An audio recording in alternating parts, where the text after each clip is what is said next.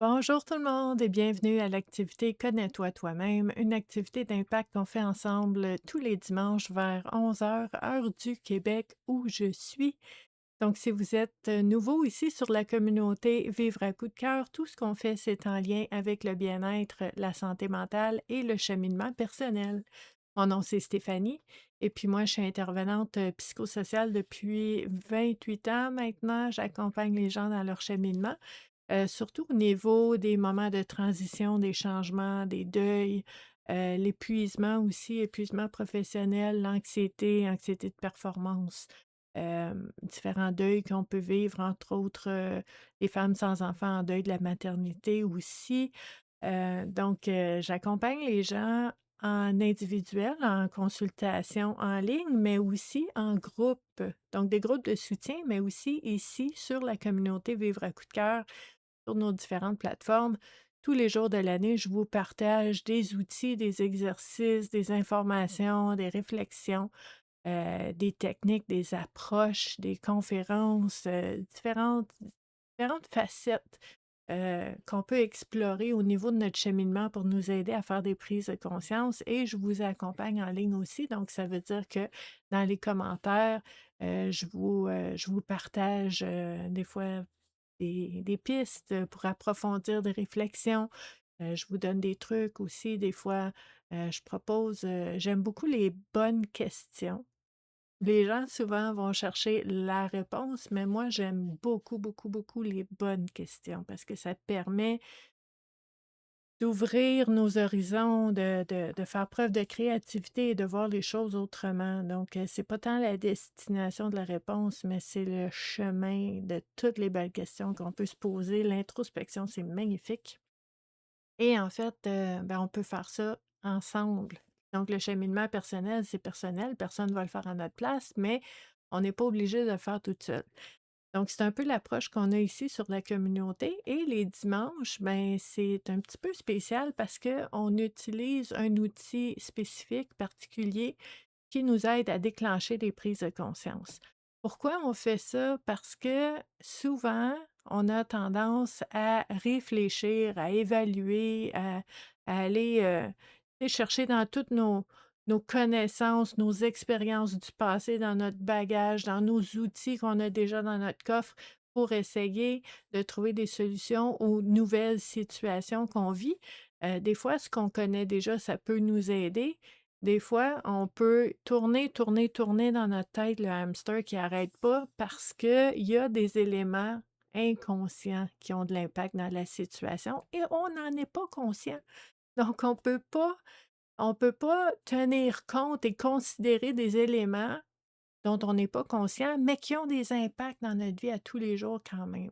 Donc pour moi, à mon sens à moi, une des choses qu'on peut faire les plus précieuses, c'est de provoquer, de déclencher des prises de conscience pour qu'on ait plus de données pour nous aider à prendre des décisions, à faire des choix qui vont être en cohérence, en alignement avec qui on est. Donc, comment on fait pour aller explorer dans l'inconscient? Pas facile parce qu'on n'en est pas conscient, justement. On va provoquer. Il y a plein d'outils pour provoquer des prises de conscience. Moi, c'est une des choses que j'aime le plus faire au monde, c'est d'aller explorer et de déclencher des prises de conscience. Puis un outil pour nous aider à faire ça, c'est les jeux de cartes oracle. Pourquoi? Parce que c'est non menaçant, c'est coloré, c'est simple, c'est facile et en fait, tu sais, on brasse les cartes, on sort des cartes, on découvre ensemble qu'est-ce qui est écrit sur la carte, la thématique à explorer, puis c'est pas notre mental qui l'a choisi. C'est pas nous qu'on s'est levé ce matin puis on a dit: «Ah, je vais réfléchir à cet angle-là aujourd'hui». Non, on met notre cerveau à off, la carte va sortir, puis là, on va voir qu'est-ce qui émerge en lien avec cette thématique-là. Donc, on va en prendre conscience, puis on va voir s'il y a des images, des souvenirs, des paroles qu'on a déjà entendues, des rêves qu'on a oubliés, des blessures peut-être qui remontent, puis qu'on avait oublié qu'on avait ou qu'on pensait qu'elles étaient réglées. Puis, tu sais, je vous dis souvent en accompagnement, c'est pas tant la destination de dire c'est réglé, coche ça, c'est fini, j'ai passé à travers, puis j'ai compris. Souvent, c'est en pleurs d'oignon que ça se passe. Une étape à la fois, une pleure à la fois, puis on approfondit au fil des événements, des situations qu'on vit. Puis c'est pas une mauvaise nouvelle. Tu sais, il y en a qui pourraient dire: «Oh, ça veut dire que ça finit jamais».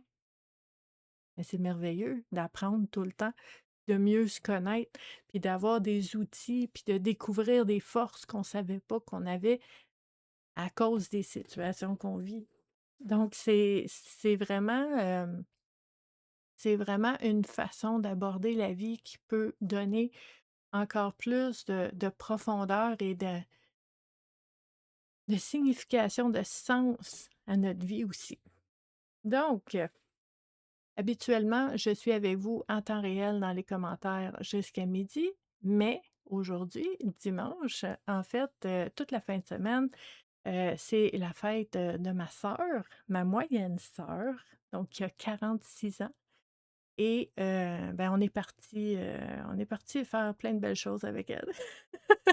Donc je vais vous revenir dans les commentaires, probablement dans le courant de la journée, ce soir ou demain. Je sais pas. Bonne fête Geneviève. On va voir comment ça se passe, on va voir qu'est-ce qui se présente à nous. Donc aujourd'hui, pour notre activité Connais-toi toi-même, on va utiliser le jeu de Satie qui a été créé par Hélène Lavoie-Satie. Donc c'est un tout petit livret, ben oui, un tout petit livret aussi minuscule. Dans cette petite boîte-là, il y a une carte qui nous explique comment utiliser ce jeu-là. On s'en sert pas dans l'activité Connais-toi toi-même parce qu'on veut faire confiance à notre propre instinct. On ne veut pas lire l'interprétation ou la définition de quelqu'un d'autre. On ne veut pas la réponse d'une tierce personne. On veut, au contact, la thématique qui va ressortir, voir qu'est-ce qui émerge de nous pour que la réponse ou la réflexion qu'on va se faire soit adaptée et personnalisée à notre propre vie, à nous. C'est ça qu'on veut. Donc, je vous montre quelques cartes. Ça ressemble à ça, le jeu de Satie. Et les cartes sont très douces. Ils ont différentes couleurs, orange, jaune, rose, bleu, mauve. Il y a plein de couleurs. Il y a plein de couleurs là-dedans. Et on a une expérience, une image, puis l'oasis ici. Donc, vous voyez, je vous montre quelques cartes. On a ici la carte numéro 6 qui est la limitation.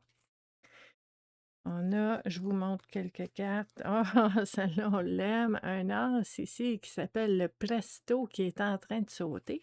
Mhm. Tu connais ça? On va péter un plomb, sauter un plomb. Ici, la déconnexion.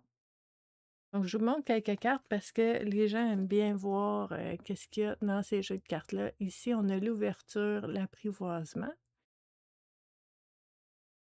On a une belle carte rose, numéro 5, l'impuissance. Donc, vous voyez, il y a différents thèmes qu'on peut explorer ici. Dans la carte numéro 10, le lien. Ah, des petits pop-corn, l'éclatement. On a ici, bon, par exemple, la grève. Belle carte d'équilibre. Expérience, le miroir. Moyen de faire quelque chose avec ça, hein? Donc ici, expérience, la concrétisation. Ici, on a transformation. On a l'ouverture à la liberté. Donc, vous voyez, il y a vraiment différentes thématiques dans ce jeu de cartes-là. Un jeu de cartes, en fait, il y a des cartes lilas, rose, bleu, orangé et jaune. Chacune vient d'une catégorie différente qui explore différentes thématiques, mais vraiment, nous, on utilise les cartes, on va les brasser et on se sert pas on se sert pas des catégories qui ont été pensées et tout ça parce qu'on veut vraiment que cet exercice-là d'introspection, de connaissance de soi soit très adapté à notre vie personnelle, à nos relations, à nos choix, à nos décisions pour que ça puisse vraiment être utile dans notre vie. Donc, je brasse les cartes en ayant l'intention que les 3 thématiques qui vont ressortir soient déclencheurs de prise de conscience qui soient intéressantes, importantes et pertinentes surtout pour toutes les personnes qui sont ici en temps réel en ce moment, dimanche 11 heures, mais aussi pour toutes les personnes qui vont avoir l'instinct ou l'intuition de cliquer sur cette vidéo-là dans les prochaines heures, les prochains jours, les prochaines semaines, les prochains mois, les prochaines années, pourquoi pas? Parce que, en fait, euh, depuis que je filme les activités Connais-toi toi-même avant, donc préenregistré, Facebook, Meta ne va pas supprimer nos activités Connais-toi toi-même après 30 jours. Quand je les faisais en direct, c'était le fun, mais depuis un bout de temps, déjà depuis un an, plus qu'un an, Facebook, en fait, a décidé de supprimer les vidéos après 30 jours. Donc, à ce moment-là, euh, ça ne restait pas disponible pour les personnes qui pourraient en avoir besoin plus tard. Puis pour moi, l'accessibilité, c'est super important. Je trouve que la santé mentale, le cheminement personnel, ça devrait pas, tu sais, ça devrait pas être juste pour quelques personnes, ça devrait être pour tout le monde. Ça devrait être accessible, disponible pour tout le monde. Donc, c'est pour ça que j'offre beaucoup, beaucoup, beaucoup de gratuits, tu sais, comme ça, vraiment sur ma communauté parce que tout le monde a besoin et tout le monde devrait avoir accès à des outils qui peuvent les aider. Donc, le fait de préenregistrer, ça fait que Facebook laisse les vidéos en archive sur la page. Donc, on a trouvé un truc. On va voir ensemble les 3 thématiques qu'on va explorer aujourd'hui. Notre première carte, une belle carte bleue. Ah, une belle carte bleue s'appelle la recette. Donc, on voit comme des livres de recettes sur une table de cuisine. Puis, écoutez, pour moi, la première chose qui me vient à l'esprit, c'est super drôle, là, c'est cocasse, en fait. Ça me fait penser à ma mère. Parce que c'est drôle parce que je suis avec elle en ce moment. Là, je suis comme clonée, je suis à 2 places en même temps. Mais ça me fait penser à ma mère, cette carte-là de la recette, parce que c'est comme un inside joke puis un running gag qu'on a entre nous deux, où est-ce que on se taquine souvent parce que ma mère, ma mère, elle a plein de livres de recettes, puis tu sais, sont tachés, là, sont utilisés, il y a de la farine dessus, il y a plein d'affaires dessus.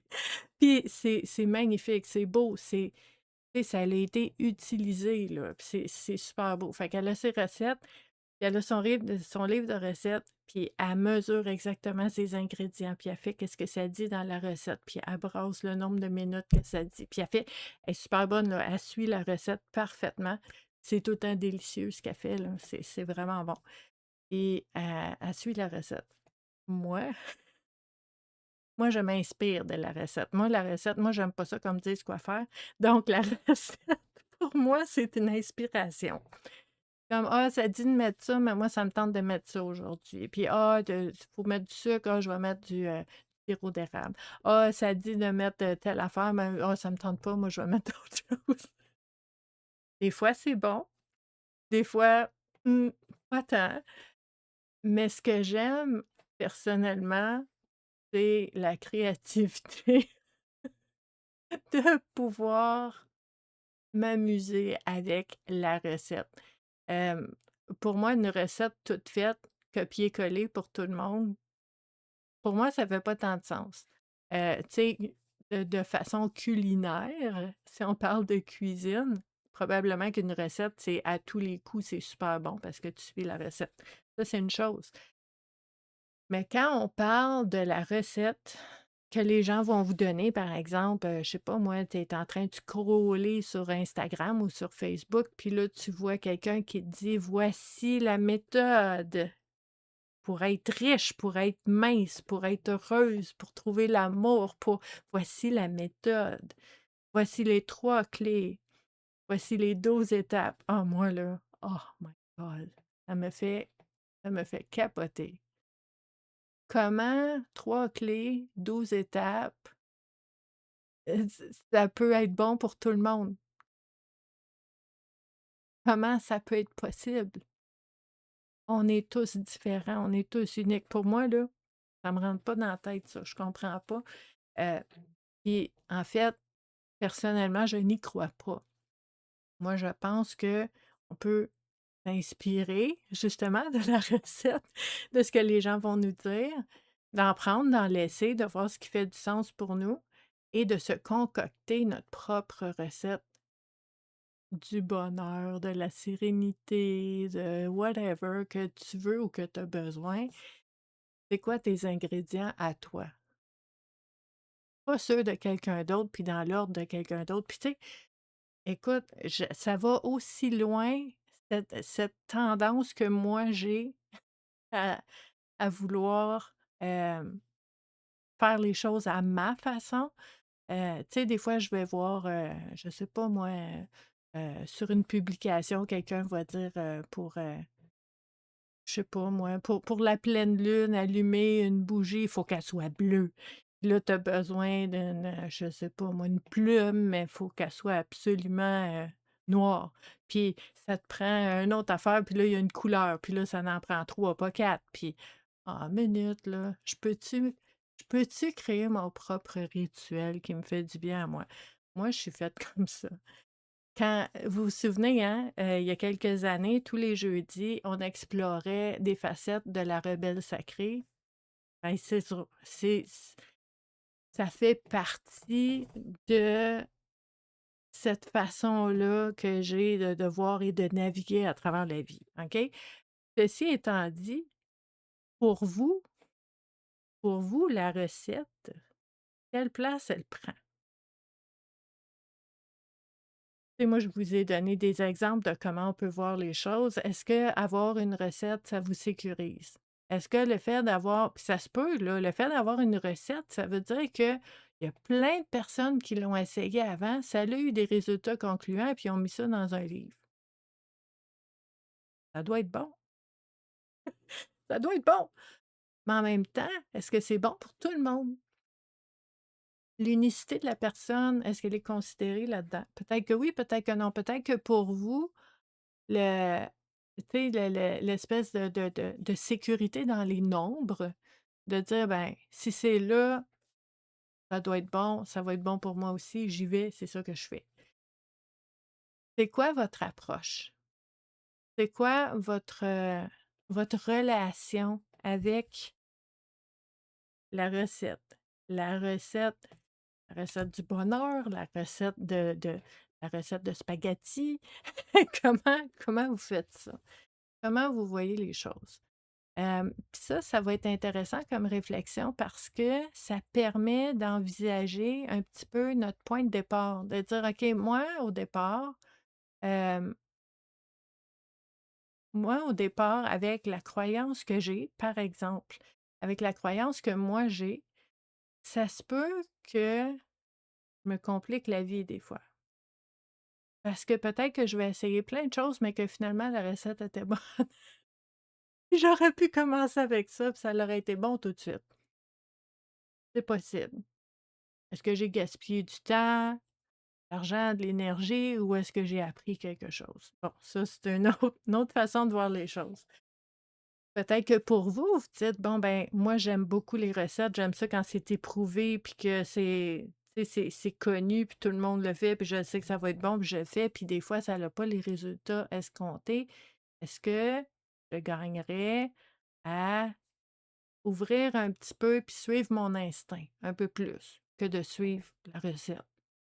Parce que Il y a il y a quelque chose de magnifique qui se passe quand on va dans la nuance. Tu sais, moi, quand je me pratique à suivre une recette, c'est c'est comme ça me sort de zone de confort parce que j'aime mieux la spontanéité puis la créativité d'inventer pour moi, mais c'est bon que je puisse suivre des recettes de temps en temps. Puis ma mère, des fois, quand elle vient à la maison, puis je dis: «OK, on regarde la recette, là, regarde-la rapidement, là, on sert le livre». Là: «Oh non!» Là, je dis: «Oui, oui, oui, on s'en rappelle, on sait ce que c'est censé donner. Là, on y va, comme ça nous tente».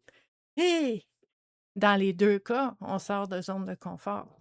C'est bien de sortir de sa zone de confort. Donc pour vous, comment vous vivez ça? Puis comment vous voyez cette thématique-là, la recette, dans votre propre cheminement? Qu'est-ce que ça veut dire pour vous? Quelles sont d'autres facettes qu'on pourrait explorer en lien avec cette thématique-là? Donc, c'est vraiment intéressant parce que c'est pas, tu sais, quand on utilise les jeux de cartes oracle, là, c'est pas la pensée rationnelle, c'est déclenché par le symbolisme. La recette, ça représente quoi? Qu'est-ce que ça pourrait être? Comment ça pourrait être activé dans ma vie? Quels sont les effets dans ma vie? Qu'est-ce que je gagnerais à faire différemment? Ça part d'un symbolisme. D'un lien qu'on fait avec un symbole. C'est ça qui est intéressant.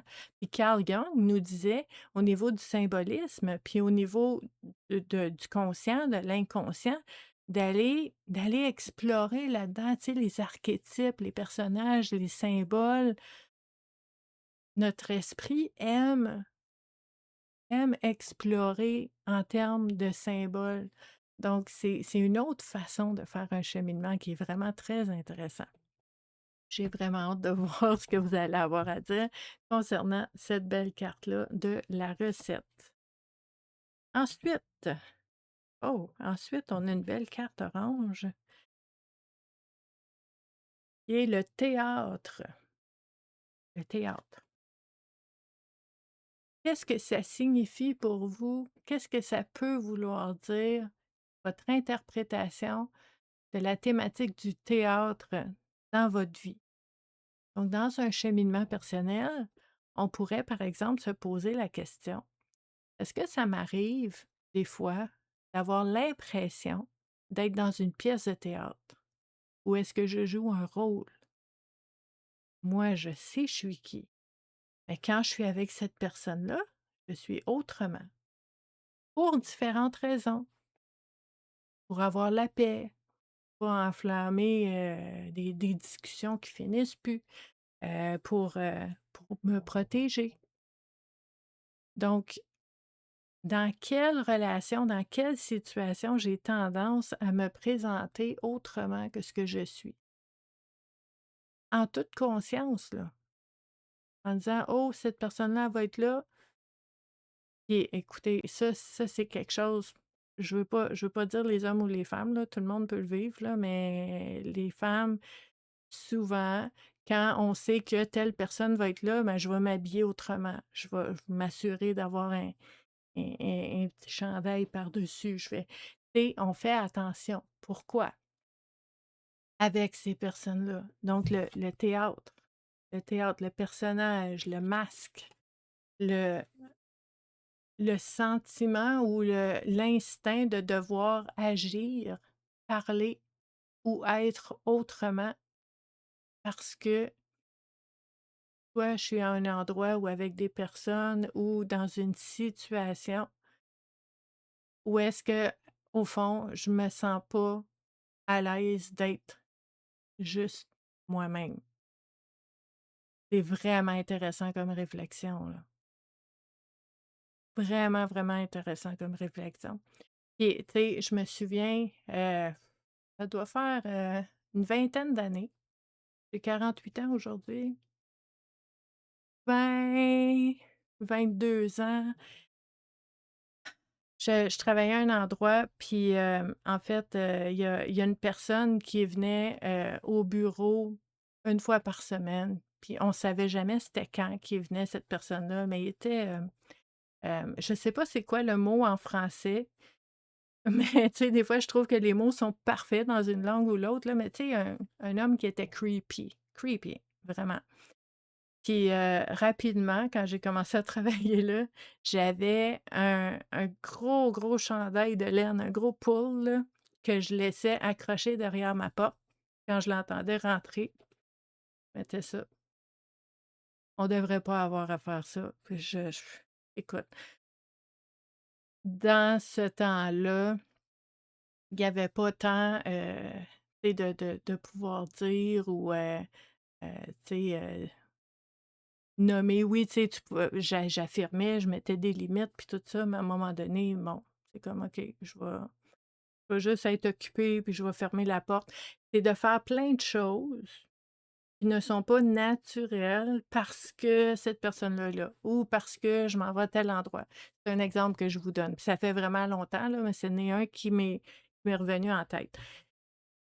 On joue le théâtre pour pour pouvoir quoi? Pour pouvoir être bien, pour pouvoir avoir la paix, pour pouvoir, heu, passer à travers un moment de façon moins difficile ou plus facile, peu importe. Il y a plein de raisons pourquoi on fait ça. Mais ce qui est important dans cette réflexion-là, surtout dans un cheminement personnel où est-ce qu'on veut apprendre à se connaître, puis on veut faire cette introspection-là, c'est le moment où est-ce qu'on se pose la question: «Comment comment je change?» Tout dépendant qui est là, où je suis et qu'est-ce que je fais. Et en quoi c'est un choix? Est-ce que c'est un choix ou est-ce que je me sens obligée? Et à un moment donné, qu'est-ce qui arrive? Et ce n'est pas une question d'âge, c'est une question de cheminement. Où est-ce qu'on est rendu dans notre capacité d'affirmation? Il y a un moment où est-ce qu'on dit: j'ai fini de porter le pouls, j'ai fini de fermer la porte, tu vas me respecter». Et tu vas me parler autrement, puis tu vas me regarder dans les yeux, puis pas, hein? Il y a un moment où est-ce que le le théâtre, le masque, le personnage, les accessoires qui ne sont pas nous, ne sont plus obligatoires, ne sont plus une option un jour.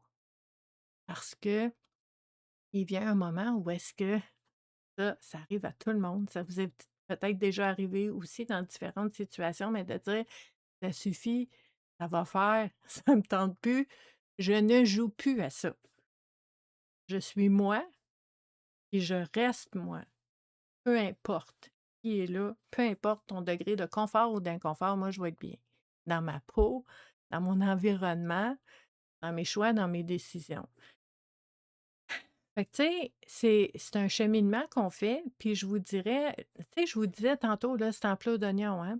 Fait que, tu sais, il y a des choses que peut-être vous avez réglées, que vous faites plus ou que vous ressentez plus le besoin de faire, puis vous êtes complètement vous-même. Mais il y a peut-être certaines circonstances ou avec une personne où est-ce que c'est encore difficile. Ben là, ce qu'on fait, c'est qu'on n'est pas en train de tout régler puis de dire: «Oh mon Dieu, il faut faire quelque chose avec ça maintenant». Non, non, on veut juste en prendre conscience. On veut voir clair. Première étape, c'est tout, là. Et après, si on veut voir autrement, qu'est-ce qu'on peut faire avec ça? Ben, on ira explorer, mais de voir à quel moment, avec qui et dans quelle situation j'ai tendance à jouer le théâtre. On pourrait aussi se poser la question dans un cheminement personnel, est-ce que j'ai l'impression qu'il y a une personne dans ma vie, ça peut être un collègue, un voisin, de la famille, un ami, de la parenté, un conjoint, n'importe qui, ou est-ce que j'ai l'impression que cette personne-là n'est pas elle-même avec moi? J'ai l'impression, puis c'est une impression, hein, des fois, tu sais, puis tu beau poser la question, les gens vont nous répondre ce qu'ils veulent, là. Oui, il faut avoir confiance en quelque part, puis les gens doivent apprendre à s'affirmer, à s'exprimer, puis à nommer les choses. Il y a des gens qui ne peuvent pas, qui sont pas capables. Il y a des gens qui ne veulent pas nous dire la vérité pour différentes raisons. Ben, c'est là que notre intuition, notre instinct, si ça vous dit qu'il y a quelqu'un autour de moi qui joue la comédie, la personne me dit quelque chose, mais c'est pas ça que je vois, c'est pas ça que je ressens. Dans les gestes, c'est pas ça que je vois. Fais confiance à ton instinct. Donc, s'il y a du théâtre qui se joue autour de toi, ben, de te poser la question: «Est-ce que ça me tente de jouer, moi, dans cette pièce de théâtre-là? Ou est-ce que je me sors de là et je ne joue plus?» C'est intéressant aussi de voir cette symbolique-là dans notre vie du théâtre, des personnages, des masques, soit nous-mêmes ou les autres autour de nous. Donc ça peut vraiment être une belle réflexion à faire. Ça peut être insécurisant des fois, par exemple, parce que si vous voyez, heu, une personne ou une relation différemment, peut-être que ça peut créer comme une vulnérabilité puis bousculer un petit peu. Mais c'est correct parce que de revisiter nos relations, c'est quand même quelque chose de bien pour être sûr qu'on met notre énergie, notre temps, notre amour, dans des relations qui sont respectueuses, réciproques et où est-ce que c'est, tu sais, c'est complice, puis on est considéré dans ces relations-là. C'est vraiment important aussi. Donc, si vous voyez d'autres façons qu'on peut explorer la thématique du théâtre dans un cheminement personnel, n'hésitez pas à le laisser en commentaire.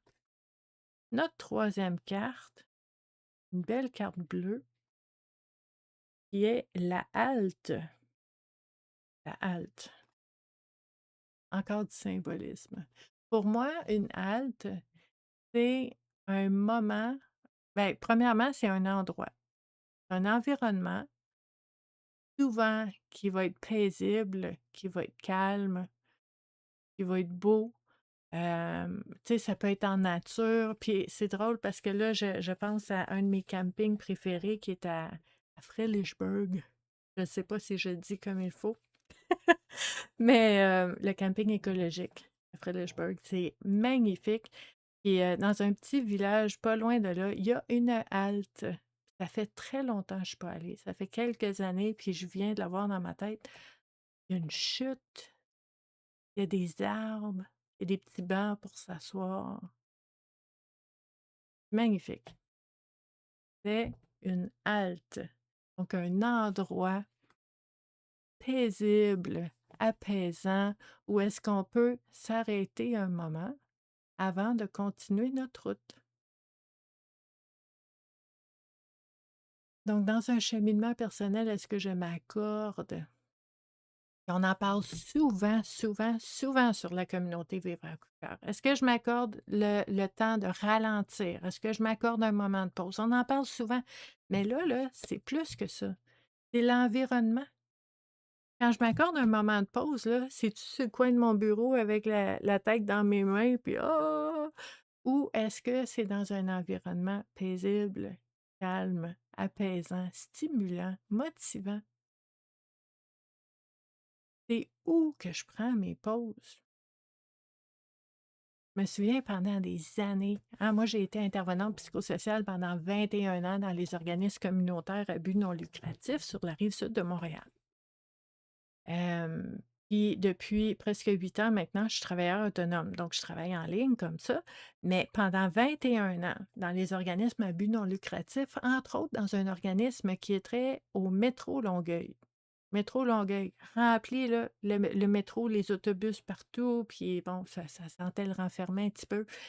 Tu sais, vous savez c'est quoi le métro? Je travaillais là-dedans. Heu, puis en fait, quand je prenais mes pauses, il y a des gens, tu sais, qui prenaient leur pause puis ils allaient dans le métro ou au dépanneur ou au petit restaurant ou un petit café dans le métro. Moi, je sortais de là. J'allais marcher, là, j'allais marcher. Puis j'ai trouvé un spot proche du métro. Ça fait quand même quelques années, mais il y avait un spot, un parc avec des arbres. Et là, j'allais. Et là, j'allais. Je ne restais pas à mon bureau, je ne restais pas où est-ce que ça sentait le renfermé, puis il y avait plein de monde, puis du va-et-vient. J'allais à la halte, c'était mon spot. Et c'est c'est ça, je trouve, qui est important avec cette réflexion-là. Tu sais, quand on parle de prendre une pause, oui. Quand on parle de s'accorder du temps, oui. Quand on parle de ralentir, de ne pas toujours être à la course, oui. On oublie trop souvent de parler de l'environnement dans lequel on prend une pause. Est-ce qu'on peut s'accorder ce moment-là dans un environnement puis un climat qui est lent, qui est ralenti dans l'environnement aussi? Tu sais, moi, là, dans ce spot-là, là, dans le milieu, il y avait plein écoute, des gratte-ciels, là, puis des grosses bâtisses, puis le métro, puis des autobus, puis dans le milieu, il y avait un parc. J'étais entourée de gros, gros, gros bâtiments, mais il y avait plein d'arbres, puis j'étais assis dans le parc, puis j'entendais juste les oiseaux. J'entendais presque pas l'autoroute, la 132. J'entendais un petit peu, mais si je me concentrais, j'entendais le vent dans les feuilles et les oiseaux. Ça, c'était ma pause. Et après ça, je marchais 7 minutes, puis j'étais revenue au métro. Donc, c'est quoi c'est quoi vos endroits préférés pour vous ressourcer? Des endroits pas juste tu sais, je comprends, puis je le dis tout le temps, hein, quand moi je donne des ateliers de méditation, mais active, là, parce que c'est pas tout le monde qui est capable de faire le vide, puis c'est pas ça qui est nécessaire, c'est d'être présent, c'est d'être conscient dans le ici et maintenant. Puis je le dis tout le temps, tu peux être dans le gros bordel de bruit puis de cacophonie, mais toi, t'es bien, t'es zen en dedans. C'est toi ton premier outil de, tu sais, d'apaisement puis d'être bien, c'est toi. Absolument, c'est vrai. Mais ça aide aussi quand tu es dans une place qui favorise ça.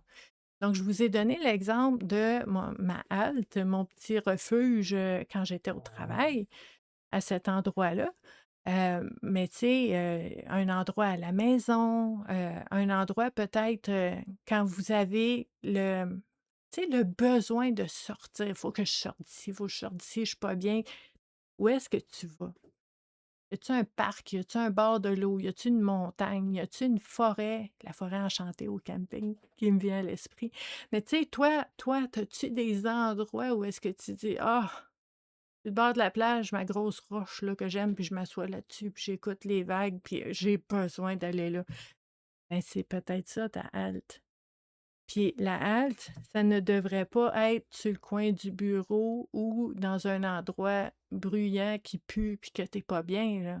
Oui, tu peux t'arrêter, tu peux ralentir, tu peux prendre une pause, mais ça sera pas autant ressourçant que si ton environnement te ressource autant de l'extérieur, puis que toi, tu t'apaises de l'intérieur aussi. Tu sais, il y a comme une co-création qui se fait entre l'environnement et soi-même, quand on est au bon endroit, à l'endroit. Puis il y a pas un endroit qui est le bon endroit. C'est à l'endroit où est-ce que j'ai besoin d'être dans le moment, où est-ce que j'ai besoin d'être à cet endroit-là. Donc, comment vous voyez cette thématique-là de la halte? Puis je vous dirais aussi, parce que, tu sais, des fois, quand ça va moins bien, on oublie nos bons trucs, nos outils, on oublie ce qui nous fait du bien. Donc, dans les commentaires, si vous pensez à des endroits qui vous font du bien, écrivez-le. Parce que quand on l'écrit, on le sort de notre tête, il y a un geste qui se fait. Il y a plus de chances qu'on s'en rappelle plus tard quand on va en avoir besoin. Donc, j'ai hâte de voir c'est où vos endroits ressourçants qui vous font du bien ou est-ce que quand vous vous ressourcez, ben, ça double l'effet, ça vient vous nourrir encore plus parce que vous êtes dans un endroit qui est bon pour ça aussi. Donc, c'est pas juste arrêter, c'est où je le fais, c'est dans quel environnement je le fais. C'est là, ça va être vraiment ressourçant. Puis si vous dites, mais j'en ai pas de place comme ça, ben, c'est correct, on va en trouver. Partez à pied, allez marcher, allez faire des petits road trips autour, allez voir des nouvelles choses, puis vous allez peut-être trouver des endroits. Puis écoutez, moi, cet exercice-là qu'on fait ensemble, là, de déclencher des prises de conscience, c'est quelque chose que je fais depuis plusieurs années, puis ça se fait automatiquement. J'étais en train de vous parler de ça, tu sais, d'aller vous promener, d'aller voir. J'en ai un autre qui m'est monté à l'esprit, puis je vous nomme des endroits parce que si jamais vous allez, peut-être, ça peut vous aider aussi, je ne sais pas, tu sais, différents campings. Mais là, ce que j'ai vu, ce qui a émergé pour moi comme image, c'est honnêtement, là, vraiment pour de vrai, là, je pense que c'est mon endroit préféré de tous les endroits que j'ai vus. Je me sens tellement bien à cette place-là et c'est à Sainte-Flavie. Sainte-Flavie. Au Québec, au Centre d'art Marcel Gagnon. Il y a mes petits bonhommes que j'aime, que j'adore, qui me font tellement du bien. Puis quand je vais là, je passe des heures avec mes petits bonhommes. je vais voir chacun d'eux, je les touche, je les regarde, les expressions du visage. Les petits bonhommes, là, c'est des sculptures qui sont faites dans du comme du béton qui est dans le fleuve. Là, avec la marée haute, des fois, on les voit même plus. Puis ils sont grands, les bonhommes, là. Il y en a des petits aussi. Puis quand la marée est haute, des fois, on les voit même plus. Des fois, ils sont jusque là, il y a un oiseau sur la tête. C'est tellement beau. Puis quand la marée est basse, ben là, on peut aller marcher à côté d'eux. C'est magnifique. Je passe des heures à cet endroit. Et ensuite, je vais ailleurs, je vais me promener et je reviens à l'autre marée pour les regarder encore et je reviens le lendemain. J'adore cet endroit. Ça me ressource tellement. J'adore mes petits bonhommes, mes petits bonhommes. Oui, hey, c'est vrai, j'ai acheté ça la dernière fois que je suis allée. J'ai un sous-verre. Ça ressemble à ça. Ah! Juste regarder l'image. J'adore mes petits bonhommes. Il y en a qui sont sculptés dans le bois. Il y en a qui sont dans le béton.